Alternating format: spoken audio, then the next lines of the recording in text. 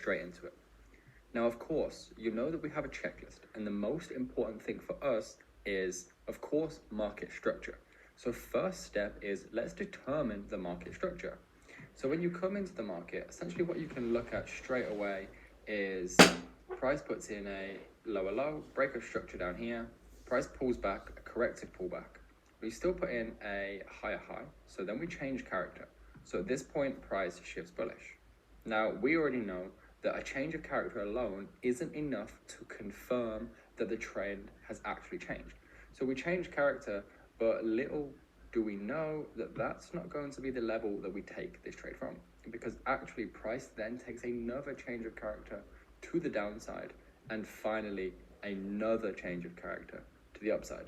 And so once this change of character again has taken place, we're going to be looking for a pullback and a continuation. So you can see price has a low and a high until price pulls back and then puts in a higher high.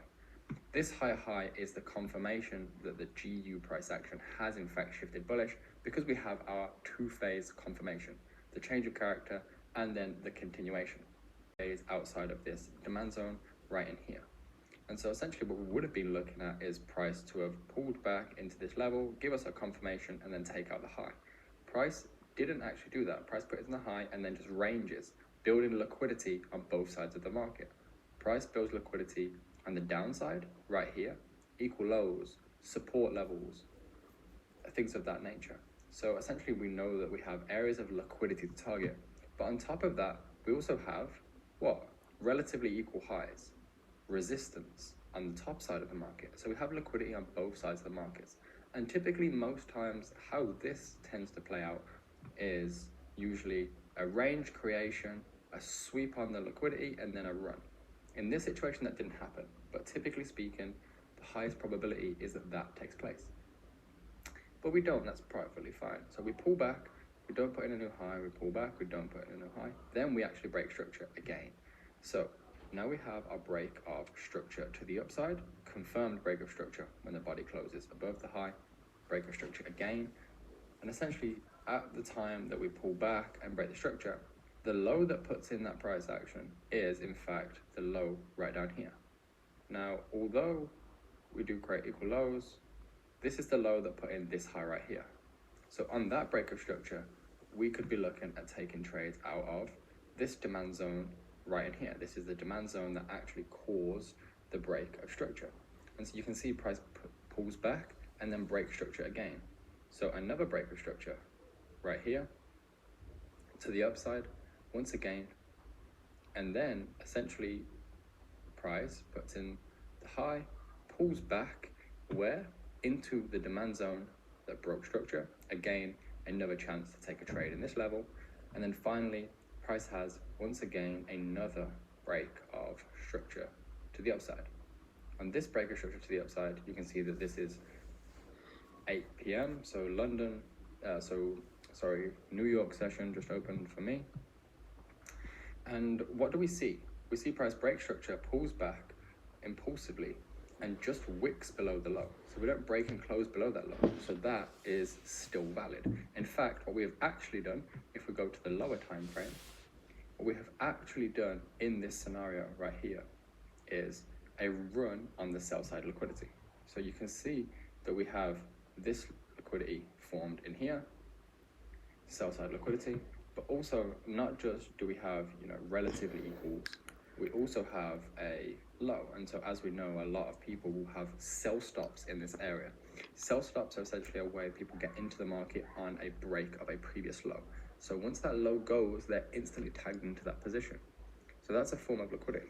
And so you can see that we just run that liquidity and then start retracing on the 1 minute time frame.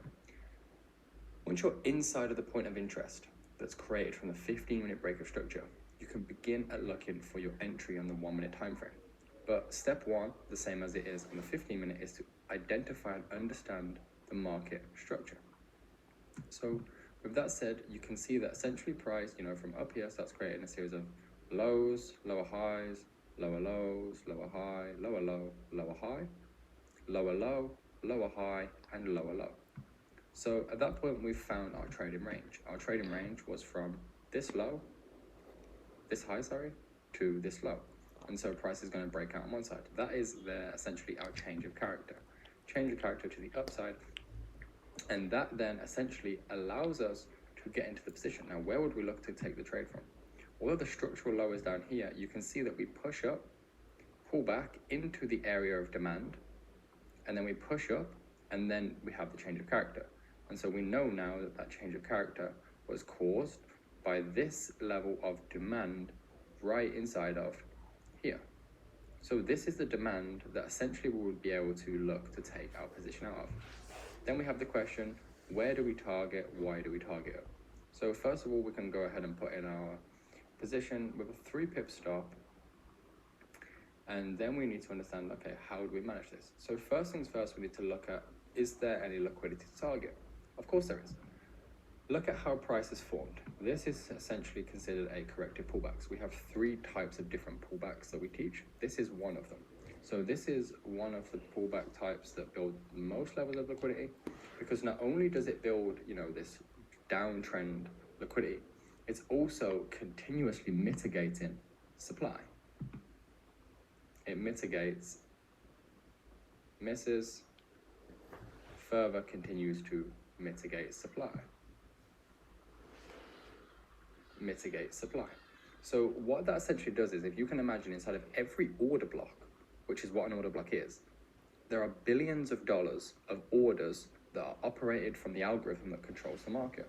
So every time price taps into one of those orders and comes back out, that is a portion of those billions of dollars, or however much is inside of those orders, gets triggered into the market. So let's say there was $1 billion in, and then we come out, and now we've taken some of the amount out. Then we come back in, and we take some more out. By the time we get back up to this level, there's going to be very little money sat inside of that level to react from, because that's all it is. It's when price gets into here, and there's money inside of there, it's going to give a reaction. But if all that money has already been taken out because of the continuous mitigations, then really and truly, it's going to be very easy for price to go ahead and run across all of these highs. That's another form of liquidity that we teach. There are many different forms of liquidity. Not to mention the fact that we have, relatively equal highs at the highs up here. And additionally, on top of that, if we go to the 15-minute time frame, we can already see that the structure is bullish. So we know just from that alone, that this high is weak anyway. So that is essentially going to be the target for the trade, is the weak high. But of course, additional confirmation and confluence is that all of the liquidity formed on the way down to mitigate this, plus the level of liquidity that has already been taken. So there are many confluences for this particular setup. And then essentially it's just waiting for price to play out to its essentially intended destination. And so with that said, guys, that is essentially the entire trade and the breakdown of it. If you want to learn more about how to trade this exact type of trading and more, you can find the links in the description that will allow you to sign up and enroll into our premium mentorship, where you'll be able to spend time with myself and the team learning all of these concepts. I hope you guys did enjoy that video. And if you did, smash that thumbs up, subscribe to the channel, and we will be back with a whole lot new content. And so let's just get us to the point where essentially we hit that TP.